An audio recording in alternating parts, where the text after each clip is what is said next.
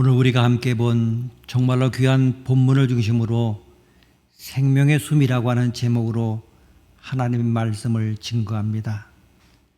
생명의 숨이라고 하는 제목은 하나님께서 인간을 지으신 이야기가 기록된 7절에 근거되어 있습니다.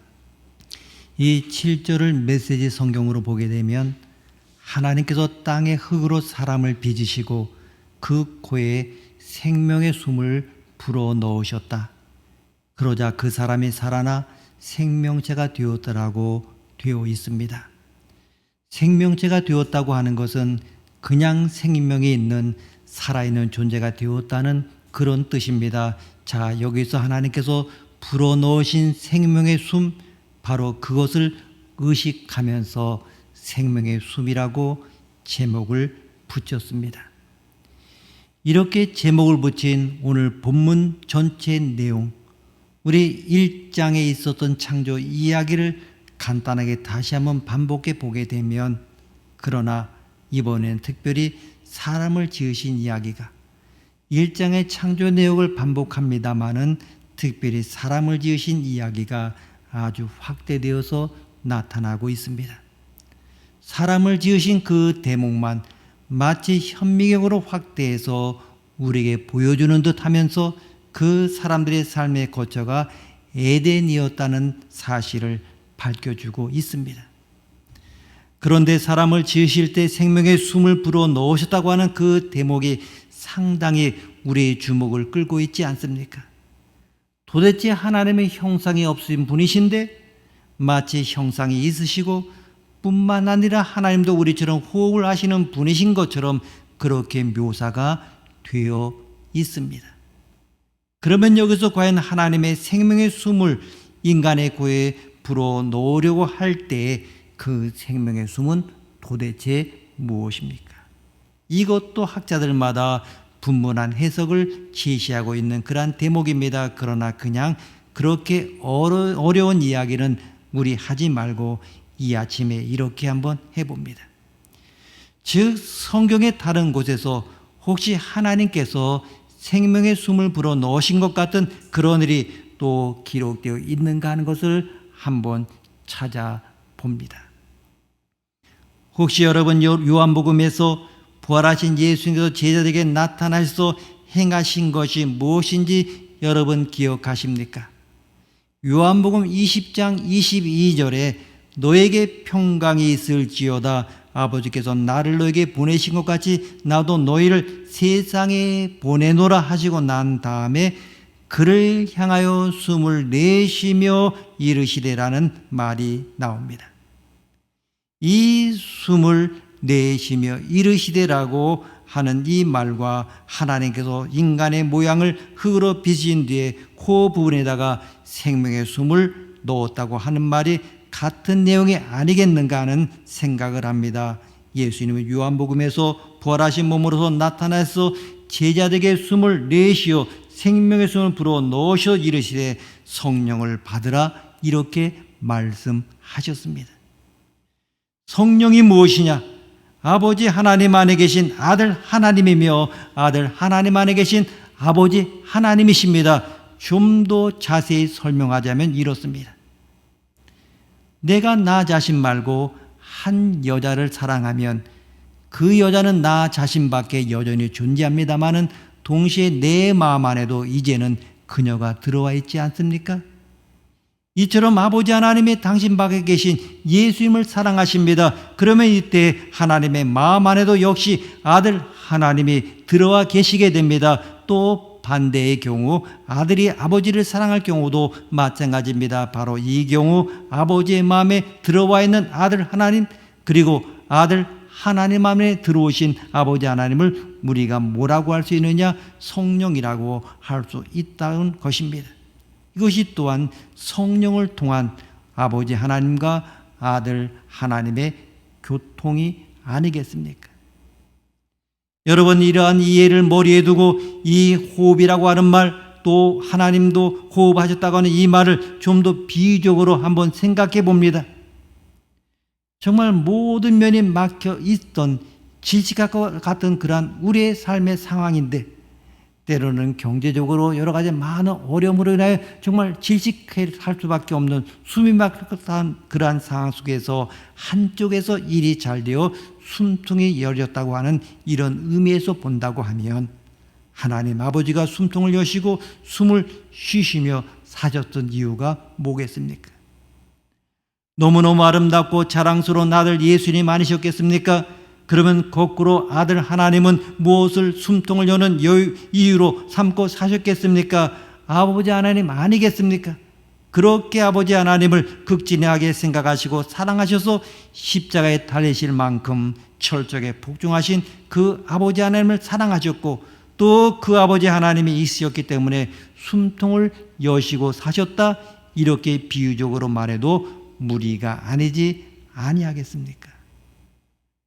이처럼 하나님의 아들, 정말 하나님이 아들 하나님을 숨쉬고 사십니다. 그래서 아들 하나님을 향하여 너 때문에 내가 산다. 또 아들 예수님은 아버지 때문에 제가 숨쉬며 삽니다 하시면서 이렇게 대화하실 두 분 하나님께서 본문에서처럼 숨을 내쉬었다고 하면 도대체 그 숨을 통하여 무엇이 나왔겠습니까?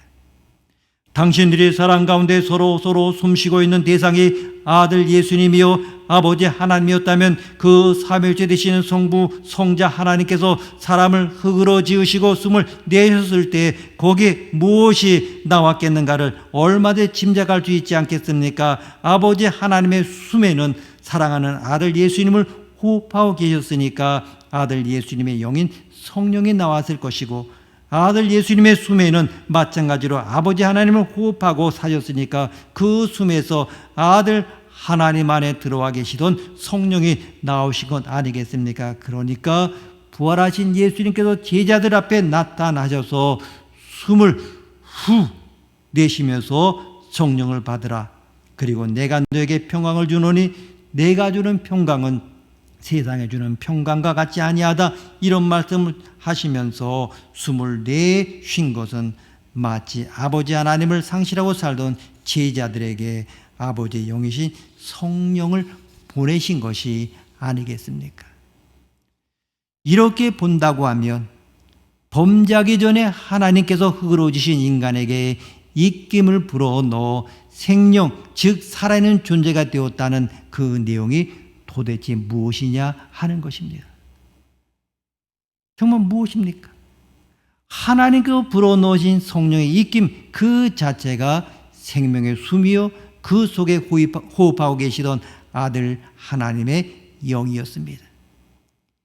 이제 여기서 성령을 루아흐라는 히브리어 단어를 염두에 두며 바람이라고 한번 생각해 봅니다. 그러면 이 하나님의 입에서 나오는 기운, 하나님의 입에서 나오는 입김인 이 바람은 생명의 호흡이 되어서 생명의 숨이 되어서 또 조금 다른 의미가 우리에게 전달되어 오는 것입니다.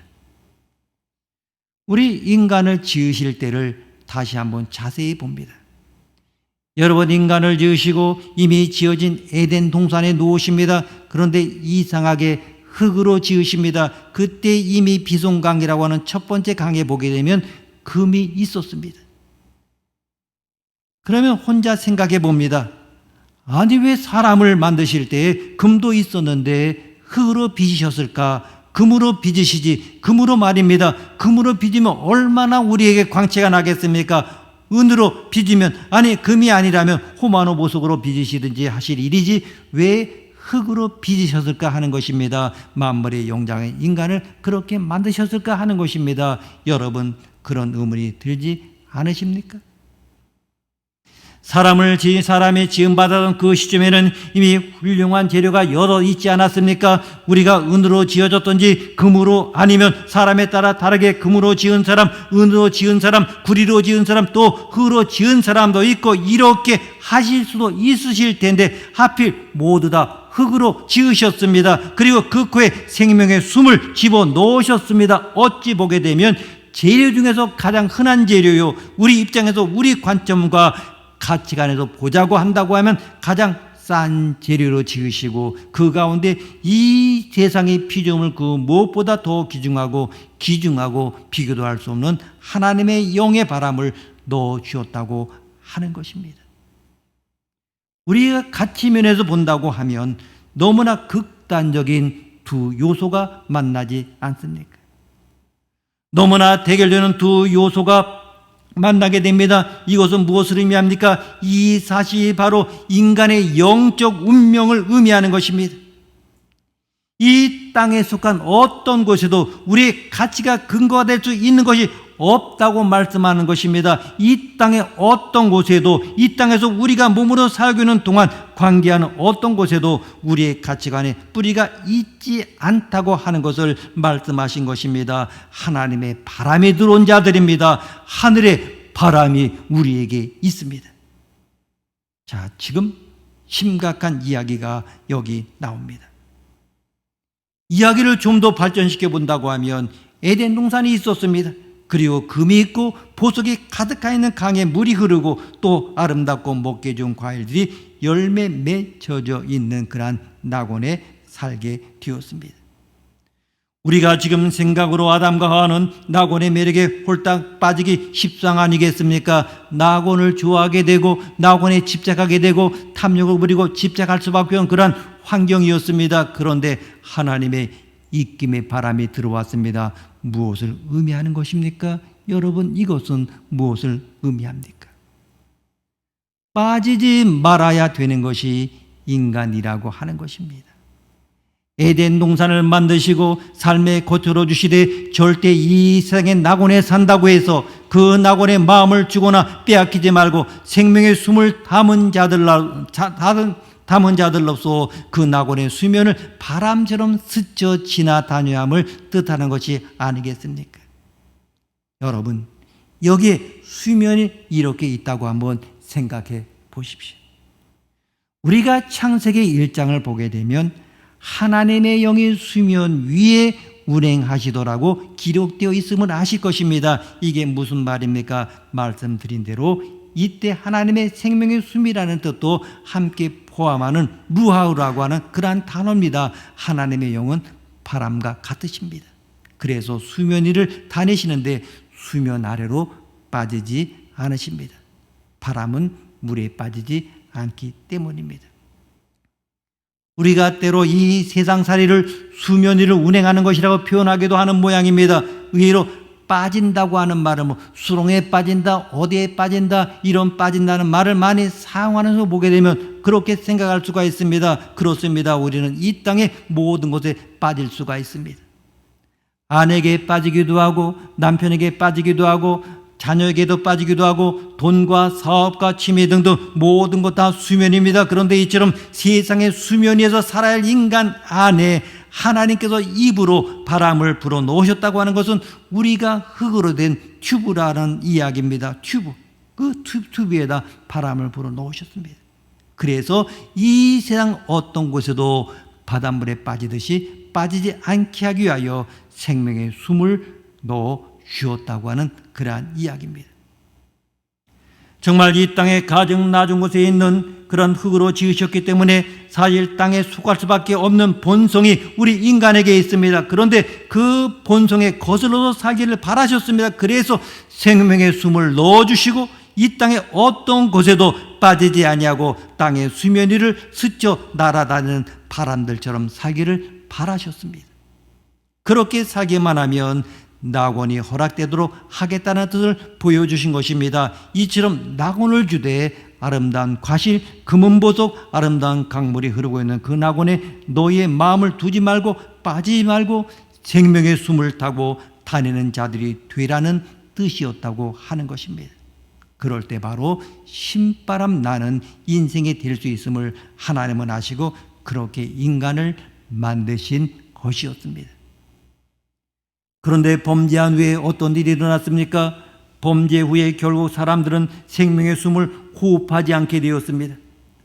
아버지 하나님의 아들 하나님을 극진히 사랑하시면서 그 아들 하나님을 호흡할 때 그 아버지 하나님 안에 성령이 충만하시고 아들 하나님의 아버지 하나님을 사랑하시며 아버지 하나님을 호흡하실 때 그 안에 성령이 충만하셔서 아들 하나님 그 능력과 그 지혜를 가지고 이 땅 위에 얼마든지 당신이 원하시는 일을 하실 수 있으련만 이 세상에 빠지지 아니하시고 아버지 하나님의 뜻을 따라서 십자가에 못 박혀 죽으신 것처럼 우리도 아버지 하나님, 아들 하나님을 호흡하면서 이 땅에 빠지지 말고 아버지 하나님으로 가득 찬 마음으로 수면 위를 스쳐 지나가는 바람처럼 이 세상에서 살아가야 되는 것이었습니다. 그런데 죄가 이 땅에 들어오고 난 다음에 우리는 이 세상에서 내가 허락하신 자녀를 호흡하고 남편을 호흡하고 아름답다고 아내를 호흡하고 이 세상의 사업을 호흡하고 내 마음에 그것들을 가득 채워서 세상의 것들로 채우면서 이 세상 수면 아래로 빠져가고 있었다고 하는 그러한 이야기입니다. 이런 운명이 아담이 범죄할 때 일어난 일 아닙니까? 하나님 아버지를 호흡하고 하나님 때문에 세상살이의 숨통이 열렸다고 말해야 할 사람들이 자식이 공부 잘해서 숨통이 열렸다, 자식이 좋은 대학에 들어서 숨통이 열렸다, 사업이 잘 돼서 숨통이 열렸다, 남편이 돈을 많이 벌어 숨통이 열렸다, 이런 식으로 숨을 쉬면서 살아가니까 그게 세상에 빠진 것인데 어찌 영적으로 모두 다 질직해서 죽은 것이 아니겠습니까? 그러면 이처럼 신바람이 다 새 나가서 이 세상의 수면 아래로 빠져 죽어가는 사람들을 구원하시기 위하여 예수님이 하신 일이 무엇입니까?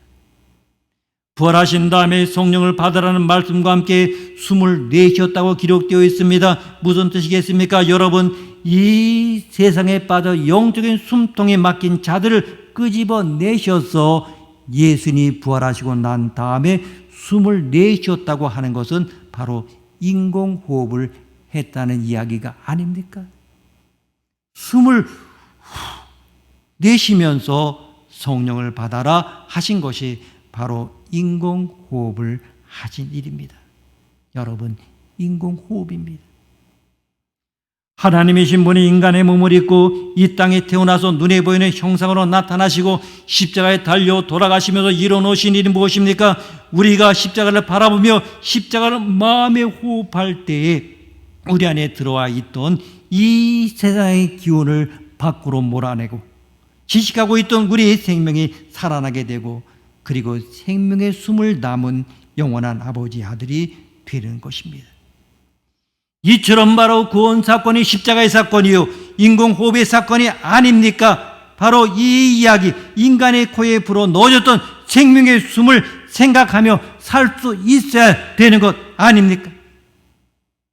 하나님의 영이 임하시면 여러분 안에 하나님이 들어오시고 구원이 이루어지고 능력이 임하고 하늘의 기쁨이 바로 자리 잡게 됩니다. 이제까지 세상의 기쁨을 갖고 살던 사람이 하늘의 기쁨을 맛보게 되고 죽음만 경험하던 사람이 부활을 경험하게 됩니다. 하나님의 영은 부활의 영이고 그리스도의 영이고 성령의 영입니다. 예수 그리스도를 믿음으로 태초에 창조되었던 모습으로 돌아가게 됩니다. 이때 고독과 절망과 좌절과 허물을 경험하고 있던 영혼은 구원을 보게 되고 천국을 보게 됩니다. 또한 절망에서 살아나게 되고 병에서 구원을 받고 모든 사단의 세력에서 모임을 받게 됩니다. 그러나 교회에 나왔다고 해서 다 구원을 받는 것이 아닙니다. 예수 그리스도를 믿어야 구원을 받는 것입니다.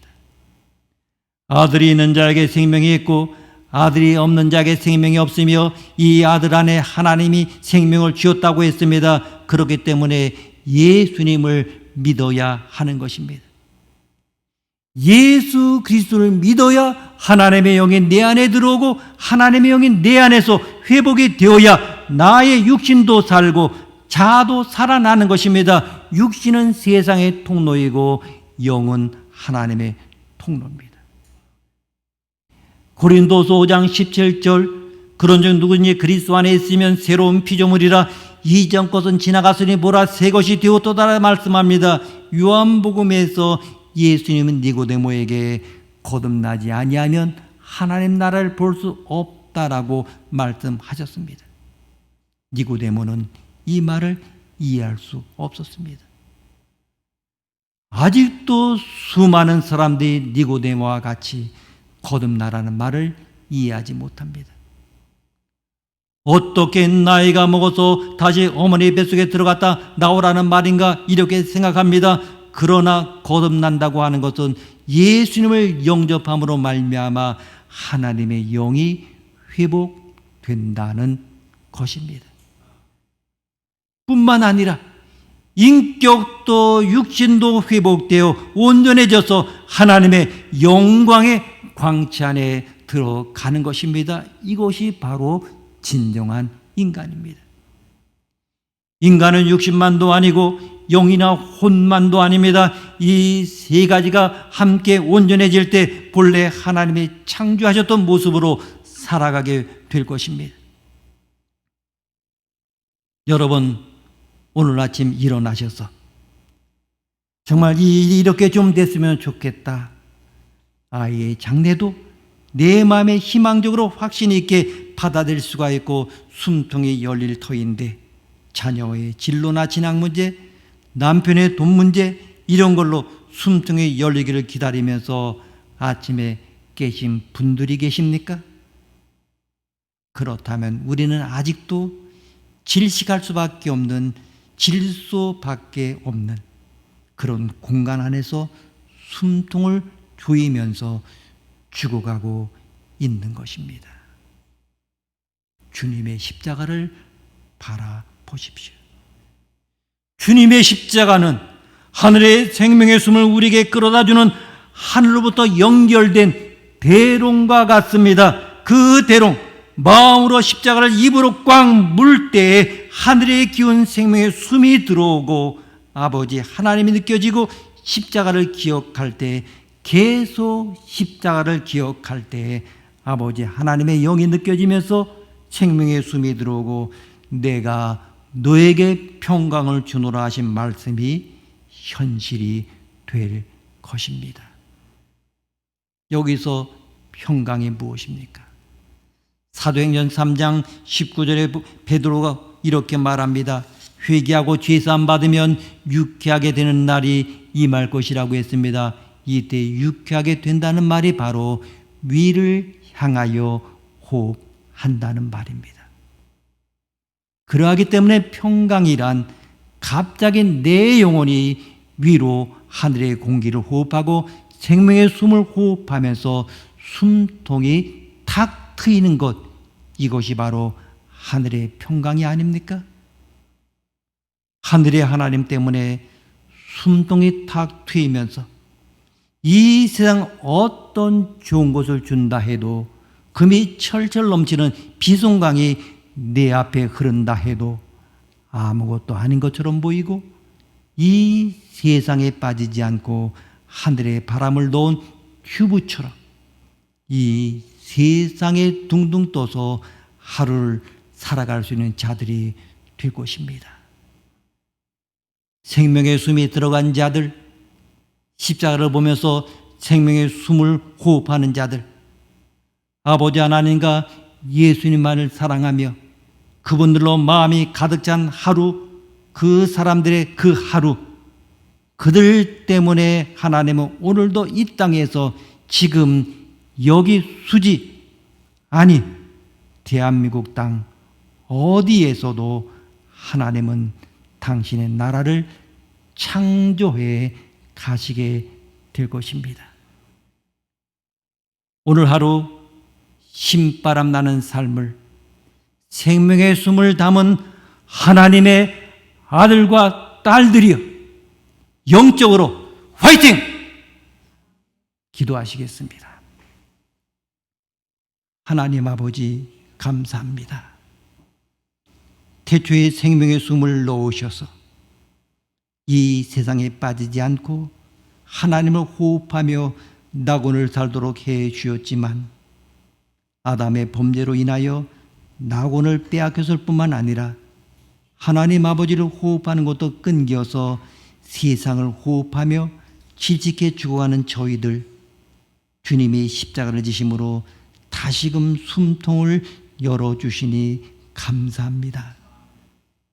오늘 예수의 영이 살아 움직이게 하시고 성령께서 역사해 주심으로 부활의 영이 나타나게 하옵소서. 오늘 숨통이 열리면 좋겠다고 바랬던 이 세상 모든 일 앞에서 우리의 바람이, 우리의 마음이 하나님을 향하여 십자가를 붙잡게 해주심으로 생명의 숨을 호흡함을 통해서 하나님이, 우리가 아니라 하나님께서 우리의 삶의 환경을 낙원으로 만들어 가시는 것을 우리 눈으로 바라보는 오늘 하루가 되게 하여 주옵소서. 존귀하신 예수님의 이름으로 기도드립니다. 아멘.